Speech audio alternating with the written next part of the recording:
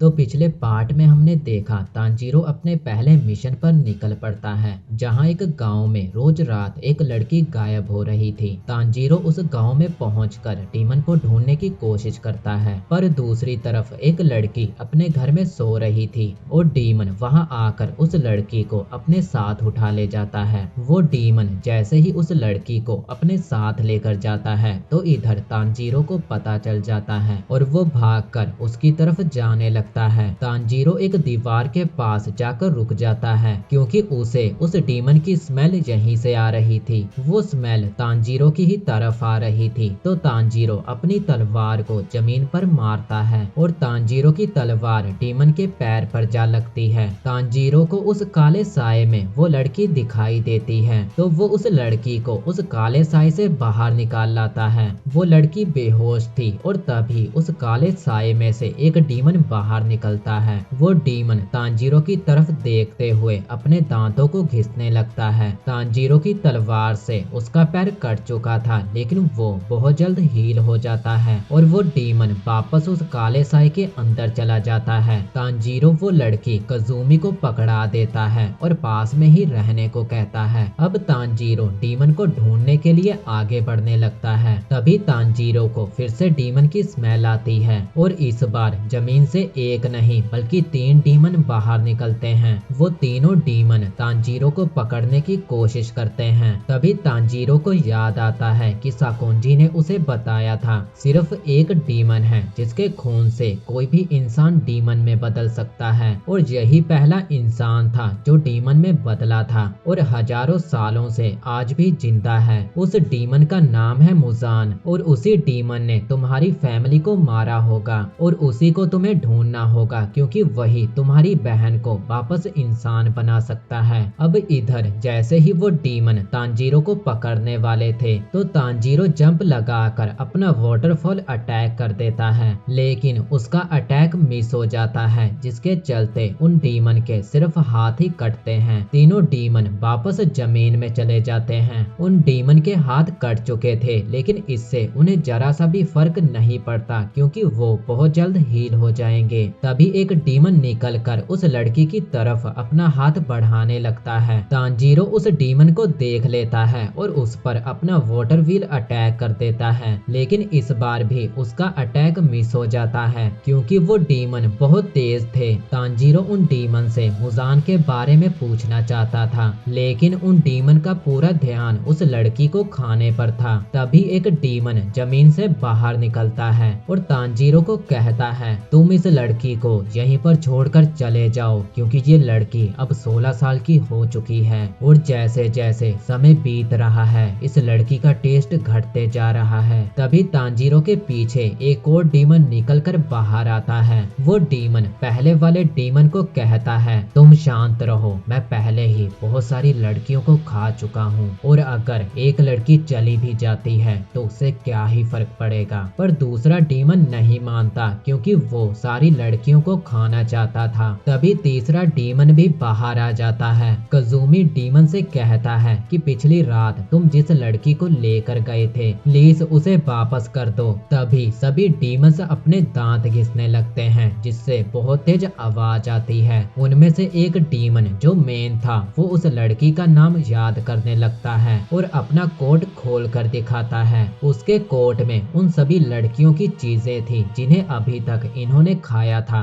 वो डीमन कजूमी से कहता है तेरी बंदी वही थी ना जो रेड कलर का रिबन लगाया करती थी। कजूमी देखता है कि डीमन के कोट में उसकी बंदी का रिबन है यानी कि उसकी बंदी को ये डीमन खा चुके हैं और ये देखकर कजूमी बहुत रोने लगता है। सभी डीमंस वापस जमीन में चले जाते हैं और फिर तांजीरो पर अटैक करने लगते हैं। तांजीरो उन पर ठीक से हमला नहीं कर पा रहा था और सिर्फ वो उनसे बचने की ही कोशिश कर रहा था। एक डीमन तांजीरो को बस मारने ही वाला था कि तभी नेजुको बाहर निकलकर उस डीमन को जोरदार किक मारती है। वो डीमन ये देखकर हैरान हो जाता है कि नेजुको एक डीमन होने के बाद भी किसी इंसान का साथ दे रही है। उन डीमंस को कुछ भी समझ नहीं आता तो वो वापस जमीन में चले जाते हैं। जब नेजुको उस लड़की और कजूमी को देखती है तो उनमें उसे अपनी फैमिली दिखाई देती है। असल में जब नेजुको सो रही थी तो साकोंजी ने उसे हिप्नोटाइज करके उसके दिमाग में ये बात भर दी थी कि सभी इंसान उसकी फैमिली है और सभी डीमंस उसके दुश्मन है।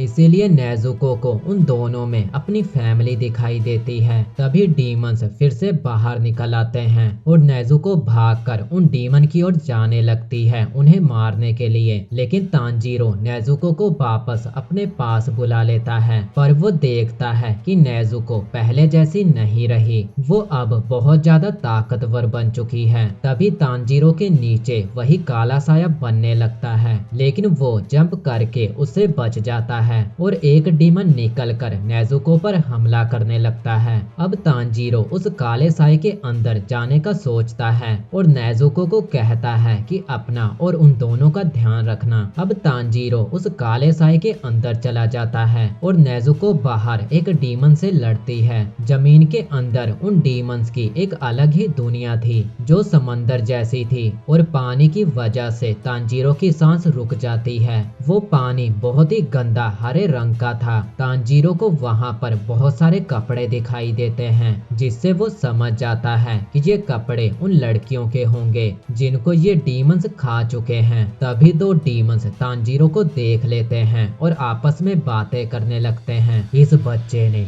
यहाँ पर आकर बहुत बड़ी गलती कर दी है, क्योंकि ये हमारा इलाका है। अब वो दोनों डीमंस तांजीरो की ओर बढ़ने लगते हैं। तांजीरो भी उन पर अटैक करने के लिए अपनी तलवार निकाल लेता है, लेकिन वो दोनों डीमंस तांजीरो के पास आते ही दूर चले जाते हैं। अब तांजीरो बस एक बार उन डीमंस का अपने पास आने का वेट करता है और जैसे ही वो डीमंस तांजीरो के पास आते हैं तो तांजीरो वेलपूल अटैक का इस्तेमाल करता है और अपने चारों तरफ एक बवंडर बना देता है। दोनों डीमंस उस बवंडर में फंस जाते हैं और तलवार में आकर उनके टुकड़े टुकड़े हो जाते हैं और वो दोनों डीमंस मारे जाते हैं। इधर नेजुको आखिरी बचे डीमन से लड़ाई कर रही थी। डीमन वापस जमीन के अंदर जाने की कोशिश करता है, लेकिन नेजुको उसे जाने नहीं देती। नेजुको उस डीमन पर भारी पड़ रही थी, लेकिन वो डीमन एक पंच नेजुको के सर पर मारता है,